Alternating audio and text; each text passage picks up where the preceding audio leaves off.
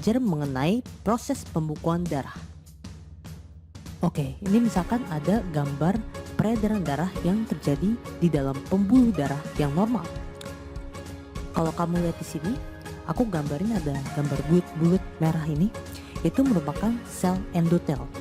Sel endotel merupakan sel yang berada dalam pembuluh darah yang berkontakan langsung dengan peredaran darah. Oke, lalu di dalam struktur pembuluh darah juga terdapat jaringan ikat yang tersusun dari serat-serat kolagen. Kolagen itu merupakan sebuah protein, oke?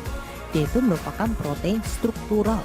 Berarti dia merupakan sebuah protein yang menyokong dan juga memberi bentuk pada jaringan-jaringan yang ada di dalam tubuh manusia. Lalu, pastinya di dalam pembuluh darah itu terdapat peredaran darah, oke?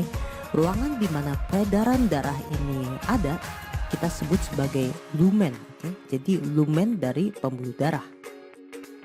Misalkan suatu hari ada seseorang yang gak sengaja ngelukain jarinya pakai pisau.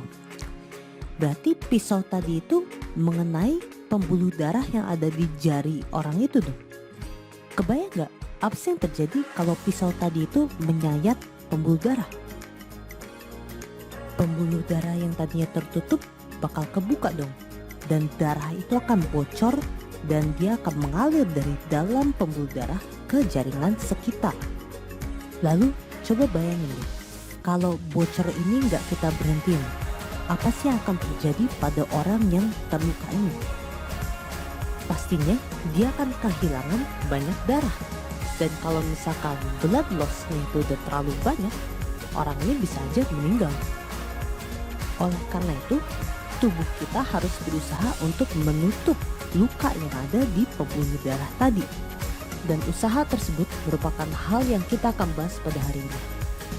Oke, Hal pertama yang terjadi untuk menutup luka yang ada di pembuluh darah kita adalah proses vasokonstriksi. Vasokonstriksi itu tersusun dari kata vaso dan konstriksi. Vaso itu kecil, berarti semakin sedikit darah yang bocor dari dalam pembuluh darah ke jaringan sekitar. Selain itu, vasokonstriksi juga memperkecil diameter lumen dari pembuluh darah. Mengecilnya diameter lumen dari pembuluh darah ini menyebabkan peredaran darah seseorang menjadi semakin lambat. Coba deh kita bayangin, apa sih yang terjadi kalau peredaran darah itu semakin lambat? Kalau peredaran darah itu semakin lambat, berarti semakin tinggi kemungkinan komponen-komponen di dalam darah itu berinteraksi dengan luka yang ada di dinding pembuluh darah. Oleh karena itu, vasokonstriksi ini menyebabkan komponen dari darah, misalkan platelet atau trombosit atau dalam bahasa Indonesia itu keping darah, untuk berinteraksi dengan luka yang ada di dinding pembuluh darah. Trombosit ini akan membuat sumbatan, dia akan menyumbat bolongan atau luka yang ada di dinding pembuluh darah ini. Sumbatan ini dinamakan platelet plug. Tapi sumbatan yang dibuat oleh platelet ini masih kurang bagus untuk menahan kebocoran darah. Dia itu masih bisa ketembus darah. Oleh karena itu, kita memerlukan sesuatu yang akan benar-benar nge-seal atau menutup lubang yang ada di pembuluh darah itu. Hal tersebut adalah serat fibrin. Fibrin merupakan protein yang dapat saling berikatan dan membentuk sebuah sumbatan yang tidak larut di dalam darah. Kita mendapatkan fibrin dari fibrinogen yang ada di dalam peredaran darah.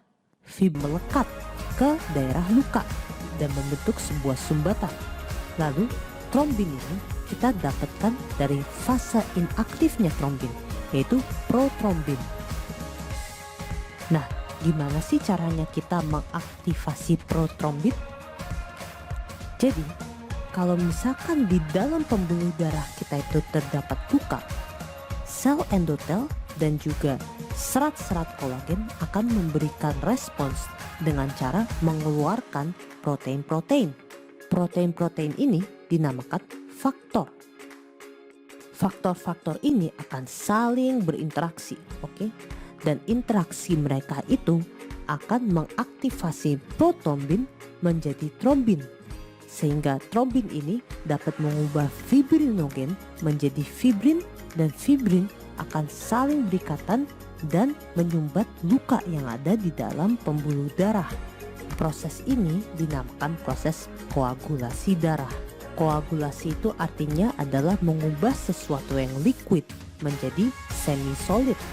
Hal yang bersifat liquid di sini merupakan fibrinogen, dan hal yang bersifat semi solid di sini merupakan fibrin. Kalau fibrin yang terbentuk sudah cukup untuk menyumbat luka yang ada di dalam pembuluh darah, proses pembentukan fibrin akan berakhir. Dan fibrin yang berlebihan akan dirusak sehingga tidak terjadi penumpukan fibrin yang dapat menghalangi peredaran darah.